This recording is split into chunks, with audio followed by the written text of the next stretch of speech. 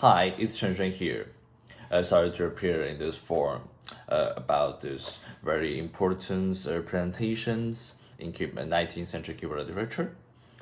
Today's my topic will be on Prelude, Chorale, and Fugues by 19th century French composer César Franck. So here is the entire structure of my presentations. We'll talk about some background of the composer and this particular piece, and the overall musical structure, how this piece has been formed. And we'll dive in some each sections, highlights points, why I think this piece is so valued, so good, why this those moments attract me, and also this the important moments show off Frank's magnificent composition skills. First, let's talk about the background of the composer. So this won't be like Wikipedia, so because this is the internet era, everybody can just Google whatever they want. So just a brief information about César Franck. He born in 1822 in Le Jour, Belgium. I'm not sure I pronounced that really correctly. It's a hard name, so it's not French. But he's most of career and defined, by the Wikipedia nationalities. He do own the French nationality, but the citizenships. So basically, he's a Paris active musician. So we're talking about music. That's we're titling him, and he died in 1890s. So he's basically a total, complete 19th century man. Or musician, composers. That's very important here. So after a sort of background, I'm not really familiar with how the politicals, religions, and some detailed cultures influence, and this is hard to glue together with specific music, especially notes we're talking about today. So, by the name of this piece, Prelude, Chorale, and Fugues. So it's pretty clear, we have three words, and three very common use musical terms to describe a type of form, structure of music, preludes. But so for this piece, large pieces, it had we could consider it as a three movements large piece. This piece, total performance length ideally depends on the performers, will be 18 minutes to 20 minutes. So there are three movements, or I rather talk in three parts because it's non-stop playing. So you can't just play the preludes or chorale or just fugues. So Bach's prelude and fugue. Sometimes you can just play the fugue. You can just play. No, you probably wouldn't do that. But it could be separate because you have to stop between prelude and fugue. But in this piece, no, they are not. They just continue. Even I would like to say. So it's not the entire three pieces has been united by, or saying I think it's two important musical motif elements, the themes here we're talking about later. So it's not like Bach's or others prelude and fugue stuff. So the material for the prelude and the fugue usually are be separate. They're two totally different things. They're not really related to each other. Talk about Franck. So he has lots of organ instruments background, but his primary instrument, I think, is organist. And by my research, he's also a pianist. He studied pianos in Paris Conservatory. But I think, nowadays with the piano the organist I met in Peabody, they all can play the piano, but the organist his priority things. Also, he being an organist in church for a long time. So this is some different, influence, expression, instrumental influence by the other 19th century romantic composer, especially, the gigantic two, all pianists familiar with Chopin and Liszt. They're like totally, Liszt is a little different. But yeah, just Chopin. So are pianistically thinking. So I think for Frank, I'm not sure. Just assume, like a guessing. I maybe like I said, I'll see the results that may be influenced by something, but who nobody knows. Yeah, there are lots of organ-like thinking. So in these particular pieces, I think that's why Frank has a little bit different sounds than others. Where the later French composers, the famous, Saint-Saëns, I think he also has some organ influence, but not as big, I think, for Frank did. Later like Frey, Debussy, and Ravel, that's another total different story. Even though we can say he has like a French composer, but I rather think his music a little bit much more German sound, like, strict. In this piece, he showed lots of strict, formality stuff, and the harmony. It's always be controversial to talk about how harmony sound like that. So it's totally objective. But for me, he appeared as a French composer. We'll talk about him in the category of French 19th century composer. But for me, the actual sounds is a little about German. So actually, unfortunately, I only been studying like about 1 or 2 weeks learning the first prelude and chorale. I think 3 months ago. So actually, technically, I cannot really play this piece, and this piece is really technical and musical, challenging in a lot of way. So for some parts, for showing how music sound like in this program, I will play the recording, and we will dive into some detailed thinking. I will to play myself, to show that part. So let's dive into the preludes.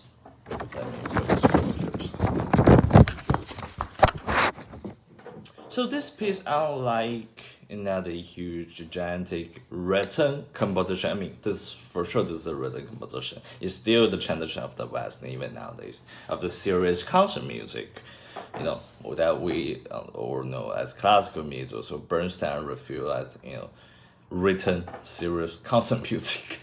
This music is very improvised. Like you hear the sounds of the beginning.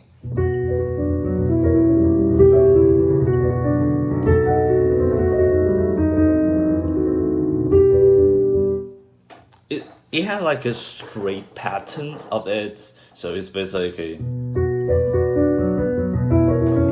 So I can play in this pattern like.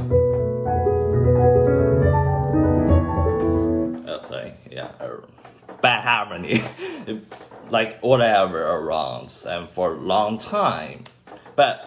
If we look at the detailed score, it's have like strict, musical forms limited in how much phrase in that, how much phrase in here, and we'll end that and move to the next part. But sounds is rather improvised like, and also this.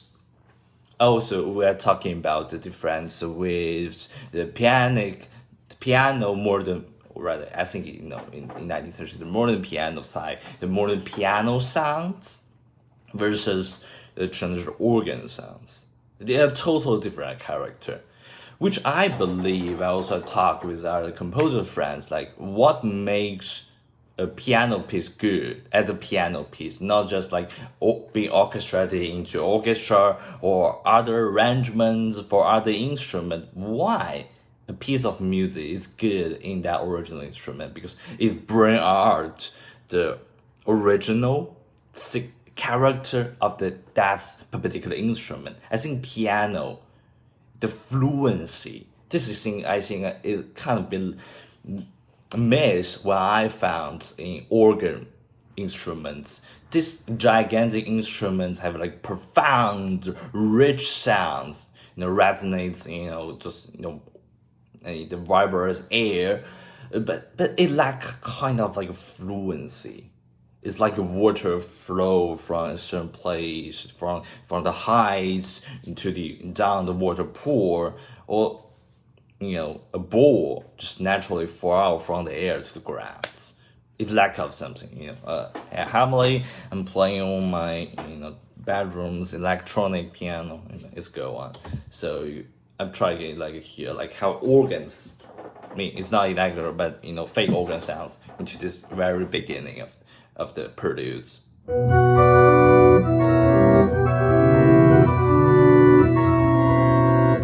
Sorry, I played it wrong there. But you sense that feel. I mean, this is not old things, rare things back to the organ work. There are tons of organ work sounds like that.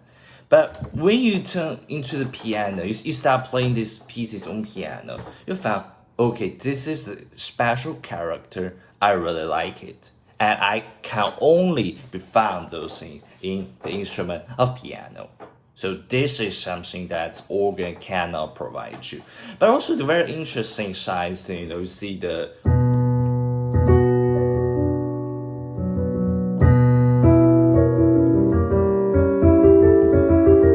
this is the diminished chord actually, the seventh of the B minor scale, the B minor scale, the seventh chord, but he used the sustained pedal notes. And also the writing style, kind of make me think of like the organ, the organ thinking, they have like sustained notes, to prevent that like straight. Yeah, I mean, I'm a little bit poor of my vocabulary, so that's kind of seriousness being brought by these pedal notes. Even start from the beginning. He never okay. Let's show some play for some interesting note. This is interesting, but not that interesting. It's serious things.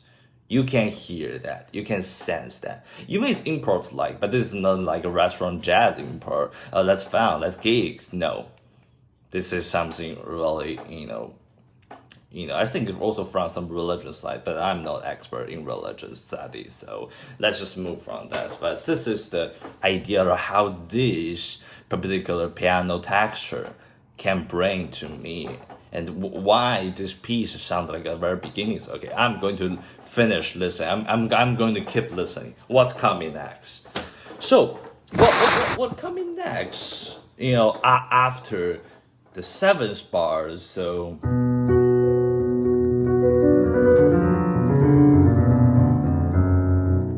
I do some unnecessary return on those, so yeah, I still see this marking of my teacher's makes.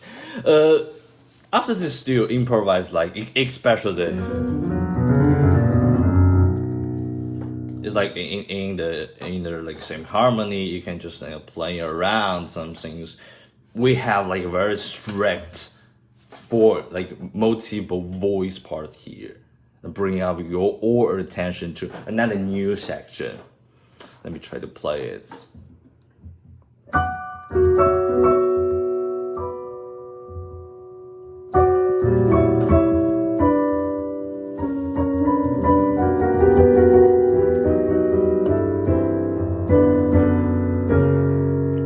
So this is different. Suddenly, we have all the big chords.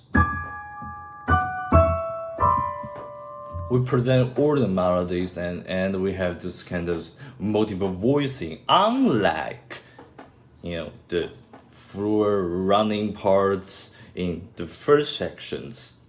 So this kind of brings us some like a little bit contrasting. So we have things I mean, even this is running. It's fast. It's fast octave, and chords, block chords. But this is something very contrast from horizontal to the vertical sides.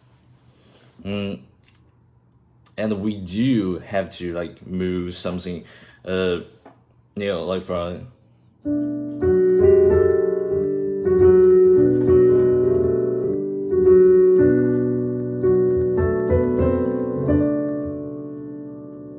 Sorry, I'm not playing very well. So just jump up these parts. So and basically the entire preludes, and it start to repeat on another keys of the first material. And remember, this kind of improvised running parts is very essential to the entire of the piece. I mean, it sounds very preludes, it's like, but the fast one.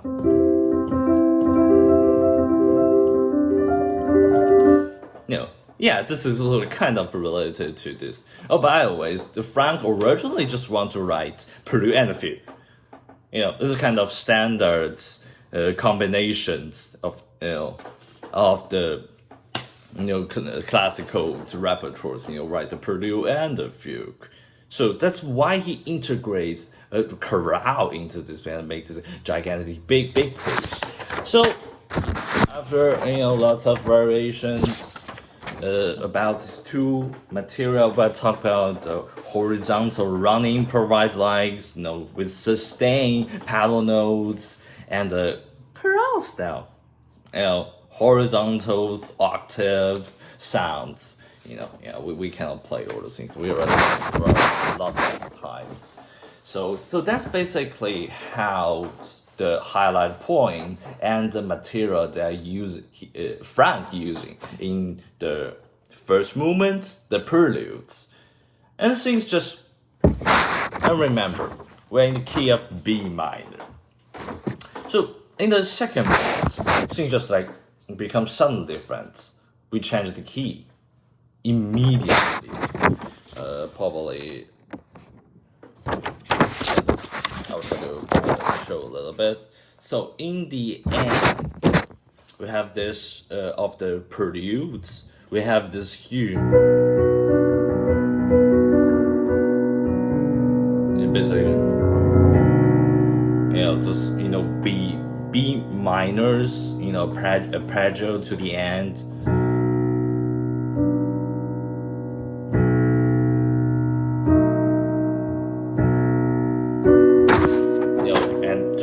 Suddenly just from minor to major, which I think is a little bit, I think it's the common notes modulation, based on my theory.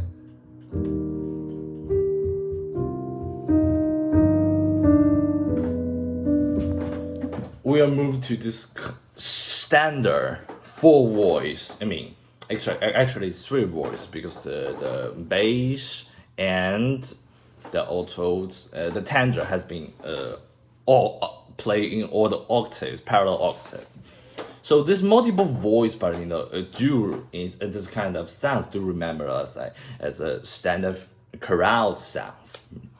Like something we play, in maybe in the piano reduction of the bar chorales.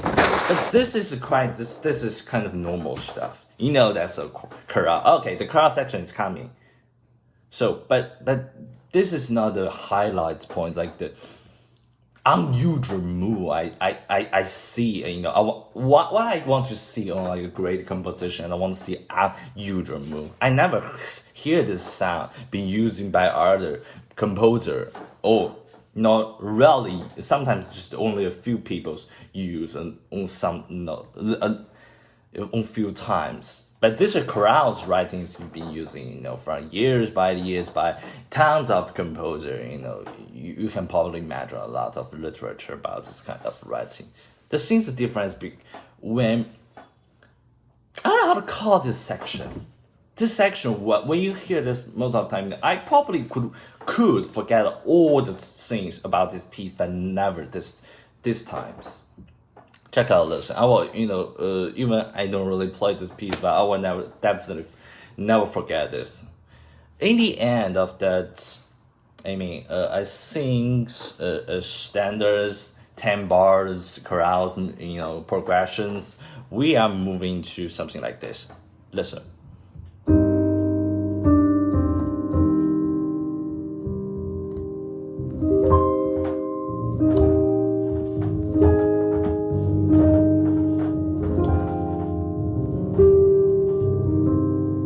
Something like this. Probably you might hear a little bit better during the recording. So yeah, because I'm on a digital piano, that's why digital piano always won't be the best solution. Because you don't have the. Oh, this is actually the second time.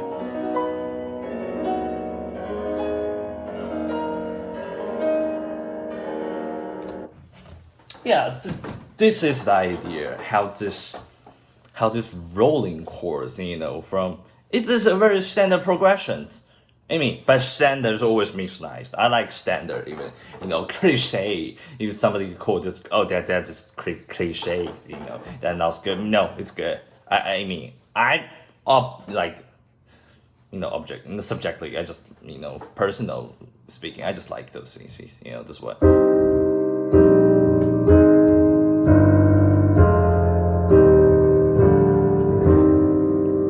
This is very normal. If you write this harmony in previous, chorales moving style, it will be nice. But this,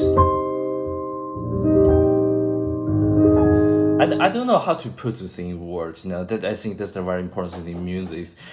Is sometimes, most of the time, I don't like, especially while I'm in like elementary school, we have a text, like papers thing, in in Chinese, we are talking, their writers use words to describe some like famous classical music, like Beethoven's Moonlight Sonata. For me, it's just no.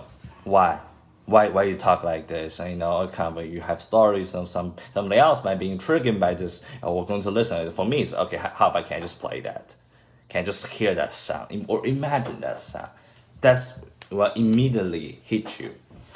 Okay, so yeah, that's pretty much the two parts. It likes the fugue. They will introduce to like main sections. We have the moving standard chorale and this. I don't know how to chord this. This jumping octave melody with those big rolling chords.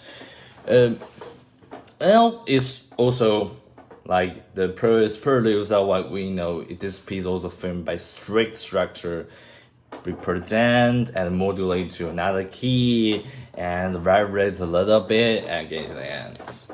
And so here is the first time in the bar 116 we all have the encounter with the fugues scene. So this is I think the second important. I do consider this as the most important thing. That's my personally, but this gesture, this texture never happens in the fugue section. The rest of the music, it's kind of same things. So that's what happens. So and what things happen start from the beginning of music and the end. This I think is the second thing. This do start in the middle of the music. I think this still being concluded as the chorale part or I think we should put another part. This is not either the contents, the expositions of chorale or second movements or the fugue or we call the third parts. It's kind of like a bridge, or a trailer. Yeah, the trailer. That's the perfect analogy. It's a trailer, about a movie. And here this is the trailer of the, the grand finale. We may call this the fugues. We hear the melody. I'll play the harmonies. So in here we're still in the key of 3 flats, not the B minor, which is 2 sharp. So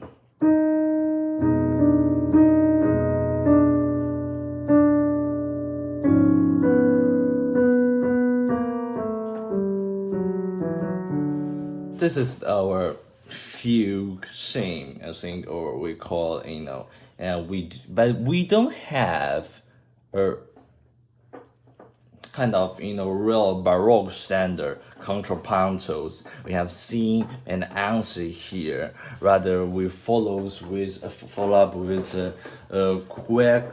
I mean, that's why I cannot really play this part. I mean, first I never learned this, and this is the technical parts.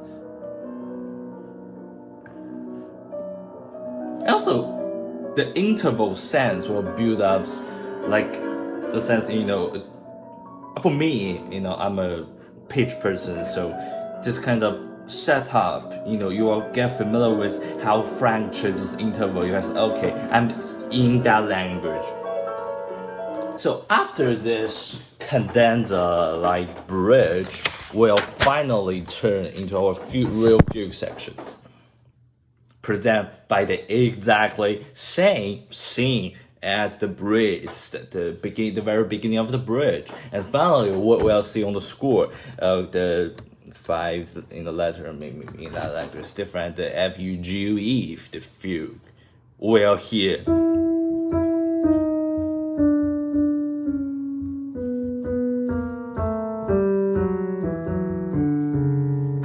Sorry.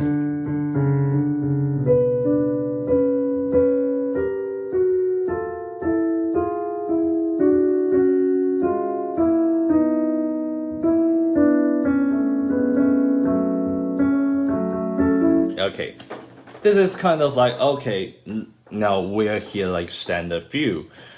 We have the material and the counters, the counter themes, the answers to it. The secondary is, those Baroque series.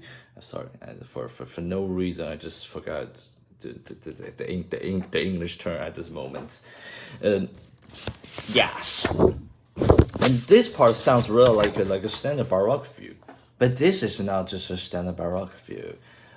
Like I think, in my perspective and among all my literature, even we have fugue.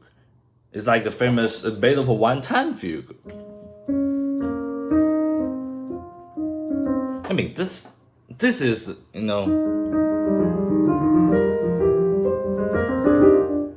this is still like, is that fugue? This is a real fugue. But more likely, overall speaking, I would like to call this a concert fugue. Most of fugue, as far as I know, like we have Liszt fugue, we have the Frank fugue, we might have lots of other in the fugue, right? Inside a big piece, I would like to say that concert fugue. They will start building as the what's in the Baroque area, the scene, answers, those sing line, only one note in one voice, just strictly at least 3 voice. We have the expositions, when the 3 voice has come out with all the scene, and we have the digressions, just moving. But especially even in stuff from Beethoven, the one time we already use octave, which Bach never did in his in his fugues. That kind of broke like the standard strict mathematically, this notes counted with that note in this particular intervals to a more free. So the rules, at least I learned in one of my composition class, my teacher is asking me like, would you want to write, compose a standard Baroque fugue? So we have lots of strict series. You can't do that, cannot do that. Or you just want to play like a modern concert fugue. So you have more freedom to, to sharpen all your material. And I believe those pieces, or also the piece we are talking about here, the Frank, is that case. We call this concert fugue. And another big signal for concert fugue is during the entire fugue section, there are not only fugue contents, they have other things. But in Frankfurt, we cannot really dig up in the details which time we have, and the theme is coming out, what things are coming out, it's a complement words. And we do hear like two important kind of sound sense. First is the chromatic scale.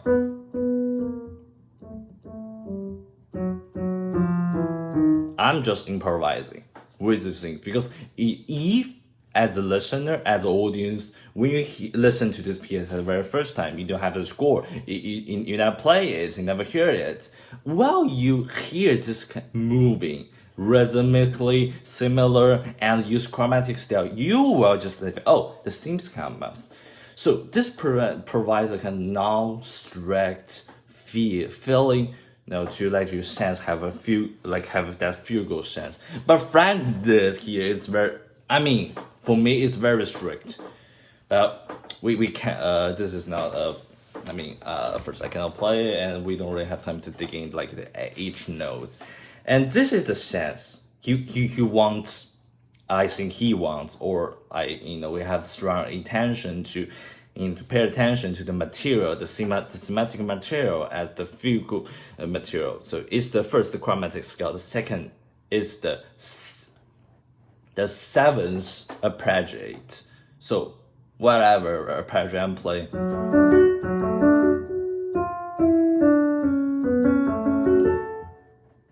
So this is so this kind of a chromatic scale followed by seventh arpeggios in original positions, in root position, or you're talking about.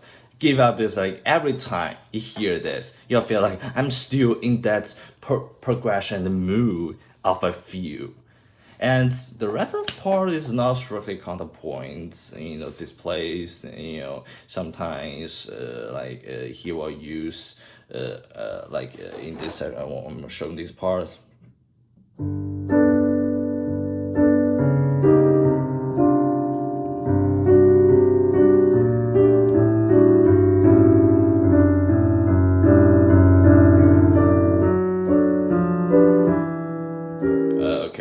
My bad stuttering, sorry. And this is kind of he just used the chord, like the 3 notes chords, which is not technically straight counterpoint, but it kind of a complement. It's become like a sense of we have a clear, sense of thematic, material for here. I said it's the chromatic scale plus the seventh arpeggiates. So we basically try to generate a lot of other kind of texture, harmony to accompaniment with this line. So we don't really have we had just 3 line. I cannot at the beginning.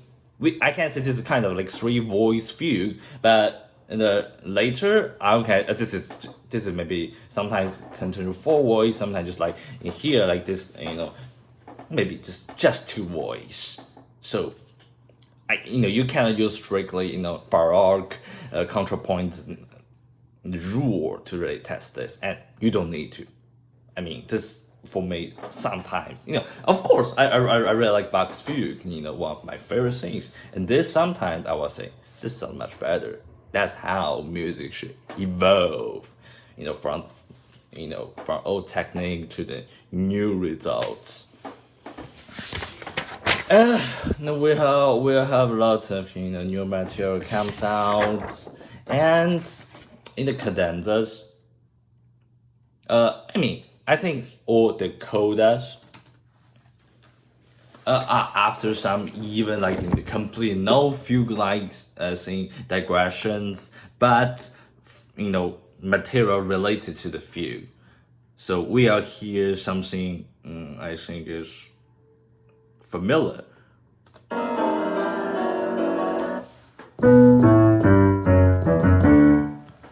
yeah, we hear a lot of bumping octave block chords like least likes, but this is the idea. It's still fugue, but not a contrapuntal fugue. It's like a huge complex texture of accompaniment with the original theme, and we hear something we're really familiar with.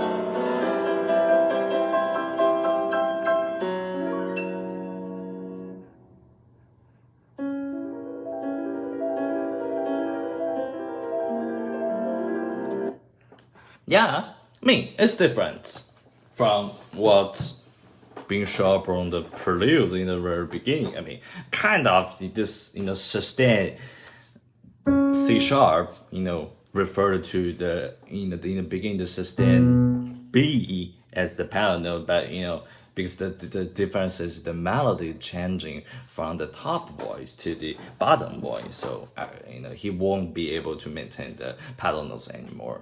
But you hear this improvised like running notes in the rest of the piece to the end, but also presents the longer sustained notes present the melody, which is the idea from the prelude. So it's kind of to record from the beginning, catch those things. Okay, this is the entire piece. The third movement or the third part, the fugue is not just the third pieces. They are separate. No, they're not separate. They are united together. So they are like talking to each other. They are organic and bonding together. So basically, this is the whole piece. I mean, this is a long piece, have lots of details. We can going through much more. I mean, but I already talked too much. It's just as the end of my presentations, I want to like 6 minutes talk about some like personal feels about these pieces. I'm just always into this kind of traditional, especially Baroque writing scale, and I'm a really fugue person. Fugue for me is the maximums and the most important important elements in music, repetitions. People it's kind of turns more philosophical, because I like when good things repeat again and again and again. Yeah, I think this is why it makes me a huge fan of a fugue, and also the concert fugue speaking. I found like if you want to compose a real new fugue as a composer, the old rule, it's like the Sposobin's harmony book. You have to study that, answer question, no parallel fifths, the tritone is not pleasant to hear something. Provides you lots of freedom to try to speak out your own language. So this is really great design, or invention, your evolution, or whatever, about good old things to neither better, for me it's better, better new things. But it's 21st century, this is 19th century, you still it become the old good things. But yeah, that's it. So this is a great place I want to share, I want to talk. Also after this semester I'm planning to learn in the summers, and thanks for watching.